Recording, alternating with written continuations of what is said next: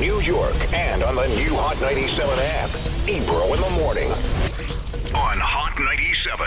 Ebro in the morning. Laura Stiles, Rosenberg, Berner on the program. If you don't know Berner, well, you probably don't smoke weed.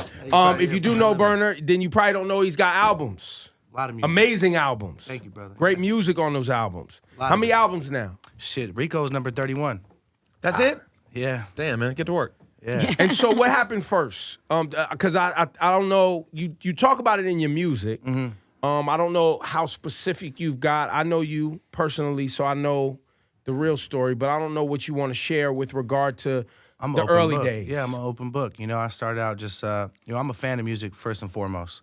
So it was always a dream just to work with certain artists and to put artists on certain records, styles of beats and whatnot. So I've always been a fan of music. I've always been a fan of weed and, started out selling weed at a young age. And, when my parents kind of had their issues, we went to Arizona for a couple years. And going back and forth from Arizona to San Francisco, in that time period of my younger life, I realized that there was a huge difference in the herb in the Bay Area than Arizona. No one ever believed me. What years are we talking about? Shit, when I was like about 6th grade, 7th grade. So young, super young. So is this 90s? Fuck, I'm 34 now. I'm not that. My life has been such a blur from all the work. So I'm 34 now. So this might have been late 90s, early 2000s. Yeah, like late 90s, early 2000s, yep. I'd go back to Arizona and brag about the herb, like, man, the Bay Area got that thing. Like, Arizona, you get an ounce for $20. Yeah, that's what they reg. call Bammer. Yeah, the Bammer. And then, back home, you get a gram for $20. So once I figured out what it was in middle school, I ended up bringing some to show to friends, and just that's when I realized the power of the plant. Like, this shit could move mountains and start big conversations. So I think it really all started there. And just being a fan of music, working on an 8-track in my garage in Arizona, trying to just come up with little freestyles and shit like that. That's pretty much what it was. But when did you decide to dive in and actually make it a business? 2007. 2007. Still early in the game, though. Yeah, 2007 is when I put my first album out. And the way I decided to do it was I was like, all right, no one knows who I am yet. I've been playing with it for about 2 years in the garage. I'm going to do a group album. My first album was a group album with Equipto from the Bay Area. Mm-hmm. And he was a, reputable cat out there. So I was like, if I do this and I do dope packaging, dope production, and I roll it out right, then people are going to be like, damn, it's a quality-ass project. Who is dude? So that's kind of how I kind of kicked it off like that. And you did all this independent? Hell yeah. And financing yourself? 100%. That's the best part is, I think about it now, I own my whole catalog, like everything. And in those 31 projects, there's been some crazy features. Like, I've done some crazy stuff. So, any names for the audience that may not know who you are? I've worked with everybody: Snoop Dogg, Be Real, Devin the Dude, Cameron, Bump J back in the day, Sean Paul from the Young Bloods, Scarface. I mean, really just everyone I grew up listening to. Recently, Bone Thugs and Harmony, DJ Paul, DJ Quick, Wiz. I've worked with so many people, bro. The Jacka, rest in peace to the Jacka. We did a series of albums called Drought Season. That's what really got me on in the Bay Area, was the Drought Season series. Yeah. And was it the fact that you had now, where in here did access to the quality herbalization play a part? I was around, when I was 18, I was bartending at a nightclub, which Friday night was hip-hop, Saturday night was techno, Sunday was salsa. And I was working at a coffee shop selling weed out the coffee shop. Mm-hmm. So I had Telly's Coffee. I had the coffee cups lined up with ounces, quarters, and eighths. And me and the managers, everybody we're just going crazy in there. Is the coffee shop still there? No, that's probably no. Would probably be good. Probably not. No, it's actually not. Yeah, Telly's, I love that. I think it might have been replaced by a Starbucks or something. Love that. Probably is what happened. They sold the space to a Starbucks, so they came up. Yeah, they did. Everybody won. It was a win-win. Everybody won there. You know what I'm saying? Especially the people in the neighborhood that was smoking that good. Yeah. So at that time I was bartending, working at the coffee shop, playing with music, and I was right when I turned 18. I got my cannabis card, started frequenting a cannabis club out there. I was obsessed with it, bro. I just was like, damn, this shit is dope. How do you get your cannabis card at 18? You just go to the city and you go to a doctor. It was on the back of every newspaper in my city. It was $100, and you go in and you say, I said, man, I hurt my shoulder playing football. He was like, all right, cool. Yeah, looks like you got some problems, and he signs it over, and that's it. So 18 years old, I got my cannabis card. That was my big accomplishment at 18, bartending. And I started going to this cannabis club and filming a documentary. And within 2 weeks, they hired me. They're like, yo, you come in here in this Tully's outfit, like, come on, like, come work for us. So I started working there and just got gamed up quick, super quick.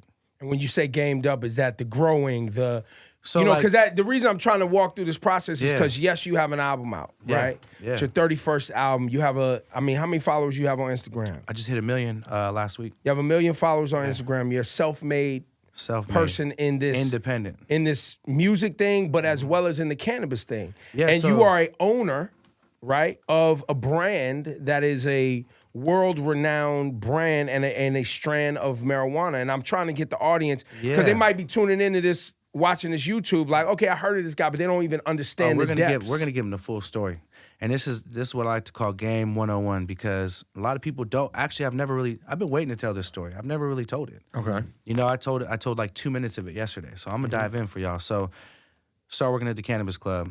First position's intake. I'm taking people's info at the door. Oh, no, you're way too. You know, we want to have you up at the register. Cool. I start ringing people up. Bud tending, not bartending. Bud tending. And then, you know, I developed a cool relationship there. I had lines, people waiting to just deal with me. I understand the customer, the people. I was really enthused with the weed. And buyers were coming, or vendors were coming in. They're like, what's up? We want to show you something. Always leaving me samples. So the owner was like, you know what? I want you to start buying. That's when it all changed. So here I am, 18 years old, bartending, knocking down girls every weekend at the club, rapping. And now I got $80,000 in a safe to purchase whatever walks through that door and establish relationships with the biggest growers in California to be able to decide what goes on that shelf. And it's my job to drop that weed, when to drop it, and sell through it quick. So that's Drop it, meaning put it out for public so consumption. let's say you walk in and you got some pounds of some shit I really like. I'm gonna come up with a name for it I think is catchy, right? And this is what leads into cookies. I'm gonna come up with a catchy name for it. I'm gonna drop it on Friday, but when I release it on the shelf, I want it to sell through real quick. I want this vendor to be so juiced on me every time he comes through. I might be able to negotiate something, you know, maybe get a little, you know, couple dollars on top. And so that's when I really learned the game, was having that position to buy for the club and learning how to drop herb and what made it dope and what made it not dope and what got people excited. I was a guy that you'd come up like, bro, this is the new shit right here. Here, just take a little rip of that and give him a little nug, let him hit it, because we had a lounge in there too. So just learning the game, being able to buy and vend the weed, and then establishing relationships with vendors. Obviously, if you're living in Humboldt and you're driving down to San Francisco with 100 or 30 or 20 pounds, you don't want to drive back up the hill with it. It's a 5-hour drive. You said Humboldt. I'm from California. I know that drive. Yeah, it's sketch. I've done that drive. It's sketch. It's sketch. The audience may not know about Humboldt County in California, which has been growing marijuana kind of in a don't ask, don't tell. Maybe every 5 years they do a big bust, burn down a crop to make it for show. But Emerald Triangle. It's like the mecca of weed. It's where people, you know, really was blowing it up before people start doing indoor and whatnot. yeah, And so, you know, the sheriffs would be involved. It's just the whole everyone. That's how it feeds that economy up there. So, you know, it's well accepted. but don't get caught driving out. Nah, you don't want to get caught driving Interesting. up either. So, you know, it's going up and down it's a very slippery road. So like when motherfuckers come up to the store, they're like, Burn, I can't go back up with this. And my negotiating power is there. All right, well, you want how much for that? Give me 34. I got 24 for you, man. What's up? You know? And then boom. You could take your mind from there and figure out how that could all make sense. And so how did you end up getting into, you know, because maybe the audience does or does not know, but people who grow also own certain types of weed and seeds, right? So I started kind of realizing that, like, you know, at a young age, before the day was today, I started looking at, like, none of these people really have a brand identity. There's all these people with this dope weed, and they have dope strains, but none of them have an identity. You go buy vodka, you go buy your favorite cookies, or you buy your favorite candy. It's got a brand. It's an identity. You know that. Same with clothes. So I ran into my partner, Jigga. Shout out to Jigga, you know what I'm saying? Jai from the city. And he was breeding at a young age. So he'd have different strains.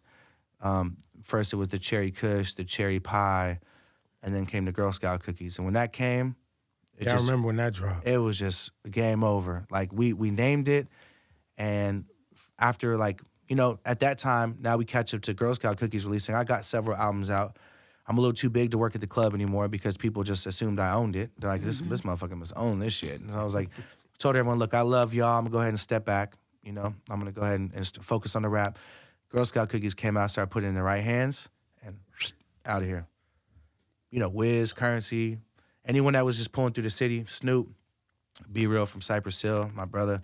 A lot of people just started just putting it in their hands and started spreading through the music. You heard Rich Homie Quan's record come out, and just Migo, all these people just simultaneously, building up to that, just were repping that shit. It became the one. And in that time, I created the logo and the brand, the clothing brand. You know what I mean? And I feel like the clothing, the music, and the quality of herb was just this crazy. And that's the Cookies brand. Yeah. So behind the scenes, how many strains have you helped develop and launch? Man, probably, the most popular ones would be cherry pie, sunset sherbet, Girl Scout cookies, gelato, biscotti, lemonade, limoncellos. There's so many of them, bro. And they're all like big, timeless strains, like staples now. And have you helped develop any strands for other artists? I've been real kind of reserved on that, because if I'm gonna do that, it takes a lot of time. It takes about 2 years to create something, to do it right. So why? What does it take? Is it just an experimentation process? No, well, so you gotta have, the plants have to have sex. So, if this was a female plant, and I took some male pollen of another plant, so let's say this is OG Kush, and this is cherry pie. If I blow the pollen on the female plant, it'll have sex and then pop seeds. And then you have to plant those seeds. You have to grow them. You have to take clones. It just takes time. Yeah, then you got to flower it out. You have to whittle through this. It's about a 2-year process to do it right. So when other artists ask, they'll be like, let me just call this something OG or do this or that. It's like, bro, that's not really, my brand has been so reputable, and the stuff we've been out has been such a big deal. I can't just put my name on something. Now, there is 2 people I'm working with right now that are down to do that process and to document it. And to do it right. Yeah, to document it. They want to document this process and show the world how it's done and do a real documentary on it. And every artist that's asked me, I've told that to, they're like, man, fuck that. This dude's tripping. They don't want to put in the work. I'm not spending no fucking year with this. I'm going to go just find the local hood dude that's got some OG Kush and throw my name on it, which is cool. Hey, shout out. But you want to do it a certain way. I like to keep my name solid, yeah. It's a dope process, too, to find something. Right. And to create it.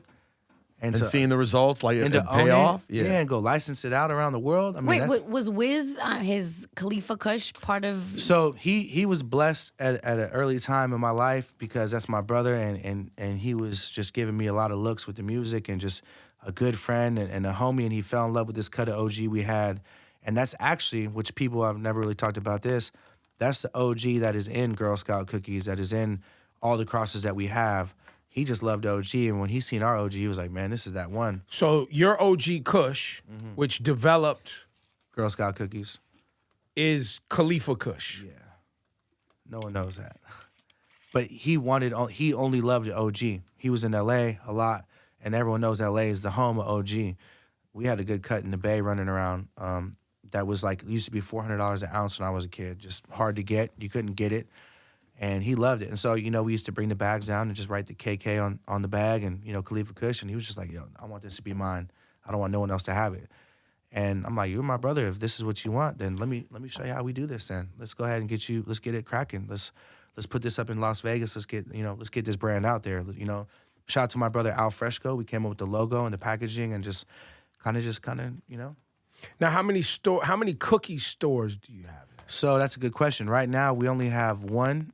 And there was 5, but I'd rather own my things. Just like my music, we talk about, own my own catalog. So doing licensing deal for store is not really the best model for you. It was cool, and it got me a great platform. We had 5 in Northern California, but it's time for me to own my own situation. And when we opened up the store in downtown LA in Maywood, right by downtown LA, I saw with a store that I designed, that I picked a staff, that I control the stuff that we grow at the store, how successful that could be and how well it represented what my vision was. And I was like, all right, we're going to go ahead and just, Bay Area, you got to hold on. We're looking at a store in San Francisco right now.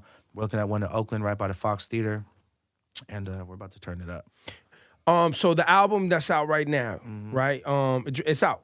Yeah, it dropped. Yeah. It's going crazy. How many records on there? 24.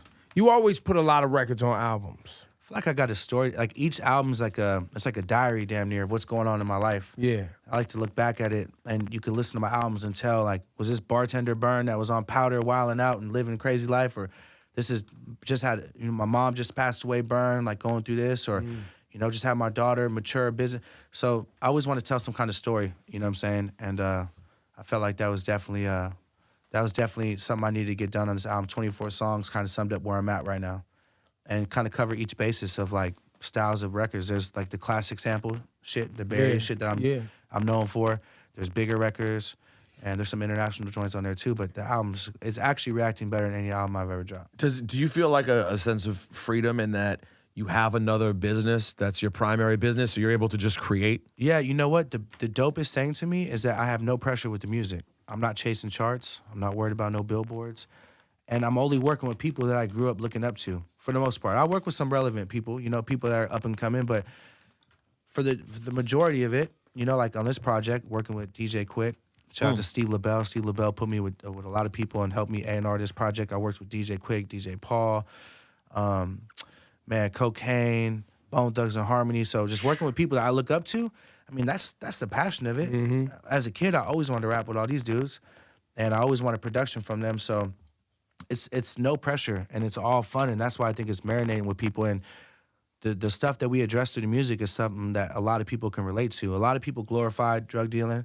A lot of people glorify the trap, talking about whipping up coke and selling bricks, and that shit is a really dark lifestyle, man. I've really been through that shit, and I really just kind of preach to those people, to the stories that people aren't talking about. You know, the butterflies in your stomach when you wait on the boxes, and just the real talk, and people can relate to it. And and the audience is wide open right now, so I'm just gonna keep fucking with that. No, that's dope. Now, what is around your neck? What the fuck is that? Man, I named him Cherry Rice. It's a goat. It's a goat, man, with a weed leaf. I feel like a lot of people now are trying to recreate the formula of music, clothing, and branding weed, and not even like other artists. It's other groups that like might have worked with me or seen the gumbo and try to recreate that magic and that natural organic push. And I really, before I came to New York, I called my jeweler. I said, "Blood, give me a goat with the herb leaf in it, because you know it needs to be told." You had to stun on New York City real quick and Not let New everybody York. know. And then you got like a Thanos bracelet on. Oh yeah, this is That's Thanos. That's your Infinity Stone bracelet. You know, I bought this watch and the Black Mother of Pearl in there looks so dope. I was like, give me a bracelet with ice around it, but I want that Black Mother of Pearl just to go crazy. You know what I mean? Yeah. I don't really buy jewelry too much. I know. That's why I'm calling you out, because I know you like. Normally he's black tea. Yeah. You know what? I just paid these taxes, man, and to all these young cats out there showing off their bread and only buying jewelry. Listen, the IRS is real. I want you to look at some of these actors and some of these artists that had to really go sit down. I just cut them a crazy check. True. And after cutting that check, I was like, man, I need to spoil myself, man. You deserve it. I don't know how I'm giving them a check more. I don't even have that in the bank. I'm giving them everything. In the M's. I'm like, this is nuts. Yeah. So, you know, since the IRS has paid off, I'm like, I'm gonna go get a little drip on my neck and, you know, let all these other companies that's trying to buy swag and trying to act like they're me and shit. But that's the highest form of flattery, though. Yeah. You know what I'm saying? That's, you know. Doesn't always feel that way. It doesn't feel that way, but the competitive marketplace and you know, kind of the free market enterprise thing is one that is, you know, if you're doing it right, there will be competition. Well, you know, it's not even competition. And they will bite. And they will bite. It's not even the biting or the competition. It's just that when, as people, have we ever seen a substance become legal in front of us except alcohol? Yeah, we never lived through that. So there is a race right now where motherfuckers are choking each other out and just like at war to get themselves in position. Because we all know when you go to the store, you got an option of food or beverages you're gonna buy.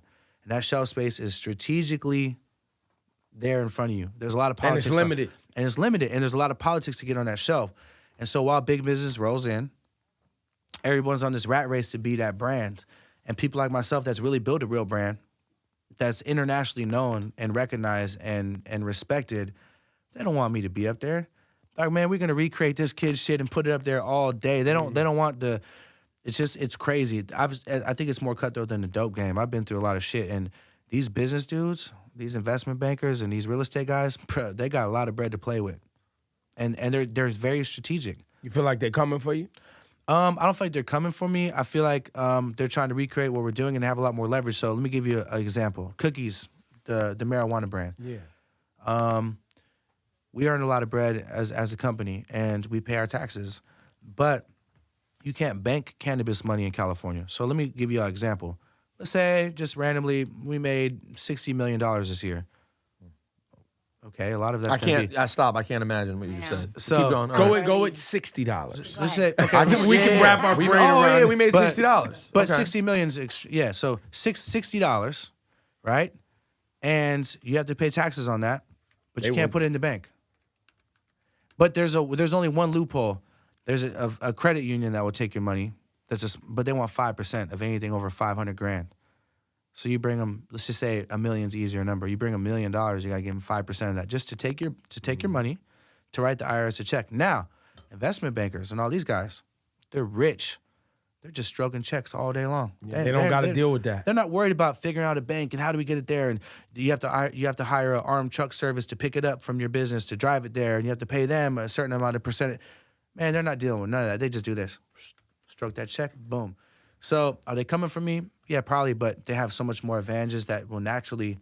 So it's just about coming together and beasting up and just trying to just get relevant and sit down with some Are of these you a bigger part people. of the greater conversation of how the money that's being made because of cannabis sales being used to create opportunities for the communities that were Absolutely. basically decimated by black and brown, mostly men, trying to find a means to an end because they couldn't find jobs, so they was out hustling, or they couldn't find, jobs that paid well.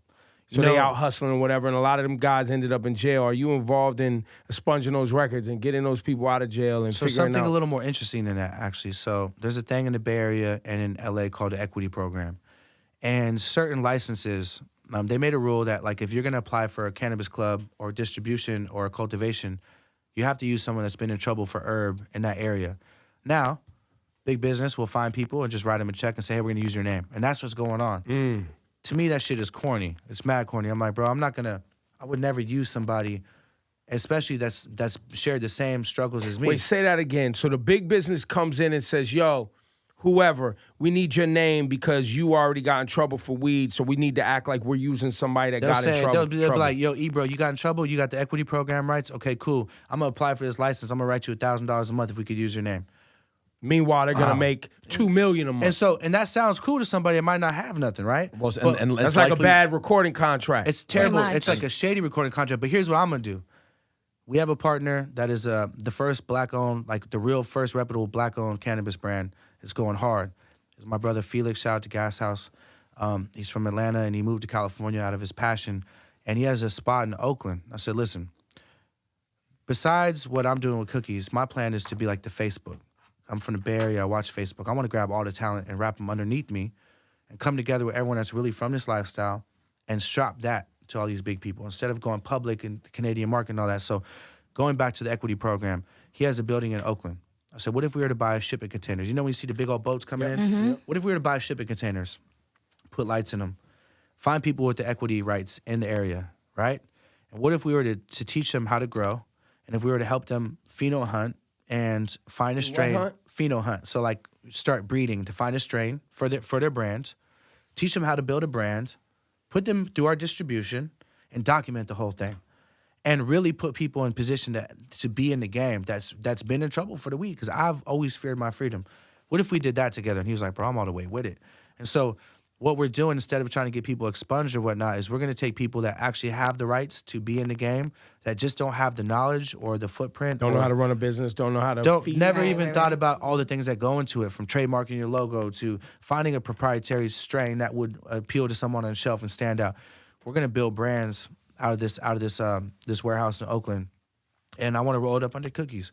I want Cookies to stay that brand that comes from the real industry, that is going to empower people with dope stuff, and just keep this shit real. Because my biggest fear out of all the work I put in is that 25 years from now I walk into a Walmart type store and I'm smoking some bullshit because investment bankers and real estate dudes came in and just grew some foo-foo. Like, we want to keep the real on the shelf. And we want to keep the real players in the game because they're pushing us out every day. That is a big fear that a lot of people have as this goes legal, is that it becomes corporatized course. and they And put people with the most they put money- these addictive properties into it. Of course. Yeah. You know what I'm The people saying? with the That most never- money will push everyone else out, and they won't. And any sort Well, of they culture. won't even care about. They won't care about the weed. They're just like, you grow it, and listen, a lot of these big companies grow it and dry it so fucked up. What does that mean? Like, if you grow something, you're supposed to hang dry it, in a room with a certain temperature for a certain amount of days and hand trim it. Man, these dudes are drying this shit with microwaves, and we found technology could dry it in 2 days, and we run it through a machine trim. It's just beating the weed up. Well, It's no, like- and it's probably worse for you. It's like every other product that they try to sell us. yeah, so it's like picture if you buy a cheesesteak, you just manhandle that motherfucker and throw it in the bag and just tear it up. Right. And then you get it, and it's just a big old. No, that's how our American food is right now. Exactly. That is how It's American fucked up. food is. And when you think about it, think about, even though I'm not comparing the products, but think about like what cigarettes are right now. Oh, yeah. If you actually, I know people think smoking is terrible and they have every right to think that, but there are probably people who enjoy smoking tobacco for whatever reason. What you're buying is just poison. It's just the easiest way to give people poison. And the Yeah. same thing could happen with the weed industry. It's gonna happen. And so when my homies see me like, why you ain't coming around no more? Why are you always in these big meetings? I'm like, bro, I'm trying to make sure we stay in the game. Like, I'm not trying to sell out by any means. I'm trying to get in. I'm trying to massage Make these sure that relationships. people yeah. that matter are in. And you know what? Shout out to the groups that do understand that, because I met some really cool investment groups, Oakland, Bay Area based, or California based, or even some cats from the East Coast that really find the value in the culture. And so shout out to those people I've been conversating with that want to push their agenda to keep this shit real, because there's not many of them, but the ones that do see it, much props to you. Are there places you can go look to see which brands are reputable brands? Is there some sort of grading system that's maybe governed by people that are trustworthy? I don't know. I'm freestyling. You know, I think But that- I have seen things on the internet that are trying to be like, look, you see weed that looks like this, verse like this, just yeah. know this has been sprayed with something over a yeah. long period of time. This highly call. condensed bud that you think is PGR. PGR. Yeah. It's PGR. It's like a regulator. It's like you ever seen palm trees? Are they short and bushy? Or you see bushes, they're just short and bushy. Yes. The bud comes out real hard. You know what I'm saying? Real hard. And they grow it so you can get more off your yield. But that's not what weed's supposed to look like. So yes, it's more of activists on the internet coming together and just speaking out. And they have a lot of following, and they're calling these people out, and people don't like it. They're actually paying to have people's Instagrams deleted. Like, there's been a virtual hit out on my Instagram for a while. Really? Hell yeah. So you'll put stuff up and things will come down. It'll get reported, and I get emails every day. Someone's trying to hack into your account, request for login. You've been reported, violation of terms, and there's a virtual hit on my IG right now, y'all, and it's because we're preaching, bro. We're really preaching. I think there's a way more organized way to do it, and I'm working on it right now while I'm in New York, to where there's some kind of syndicated show that addresses all the current industry shit going on. Yeah. Every day, like 2 days of the weed business is like 3 years. Shit changes quick. It's like dog years. Yeah. There it is. That's His name is Berner.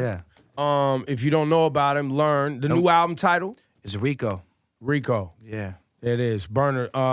31 albums, the owner of the Cookies brand. If you're involved, Start in doing something, man. Not enough music, not enough weed. You know what I'm Yeah, saying? you're not Time doing to enough business. Get bro. active, bro. Hey, I'm just being Mexican, man. I'm working like I'm supposed to. You know what I mean? But yeah, check out the album Rico. A lot of great features. I feel like it's one of my most solid bodies of work right now.